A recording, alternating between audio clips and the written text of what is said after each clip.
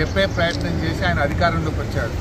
కానీ ఇవాళ అవే యూట్యూబ్ ఛానళ్ళు నీ అక్రమాలను, నీ మాట తప్పిన తీరును, నీ మోసాలను ఎండగడతా ఉంటే ఇవాళ యూట్యూబ్లను తక్కువ చేసి మాట్లాడడం అనేది చాలా విడ్డూరంగా ఉన్నది. అంటే రేవంత్ రెడ్డి తనకు అవసరమైతే ఒక తీరు, తన పని తీరగానే ఇంకొక తీరుగా ఉన్నది. ఓడదాటేదాకా ఓడమల్లప్ప, ఓడదాటినాక ఓడమల్లప్ప. ఈ యూట్యూబ్లోనే వాడుకున్నావు కదా.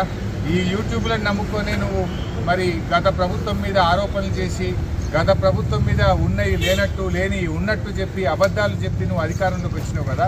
అవే యూట్యూబ్లు నీ బండారాన్ని బట్టబయలు చేస్తుంటే, నీ అవినీతిని బయటపెడుతుంటే, నీ యొక్క డొల్లతనాన్ని, నీ మాట తప్పిన తీరును, నువ్వు ప్రజల్ని మోసం చేసిన విషయాలను బయట పెడతా ఉంటే ఇవాళ నువ్వు తట్టుకోలేకపోతున్నావు. తట్టుకోలేక నీ అక్కసును యూట్యూబ్ల మీద వెళ్ళబుచ్చుతా ఉన్నావు. ఇవాళ ప్రజలకు అర్థమైపోయింది, ఇవే యూట్యూబ్ ఛానల్ బిడ్డ నిన్ను గద్దెదించడానికి రాష్ట్రంలోని యూట్యూబ్ ఛానళ్ళన్నీ ఒక్కటైతే నీ బండారాన్ని బయట పెడతారు. ఖచ్చితంగా నీకు తగిన శాస్తి ఈ యూట్యూబ్ ఛానళ్ళే చేస్తాయి.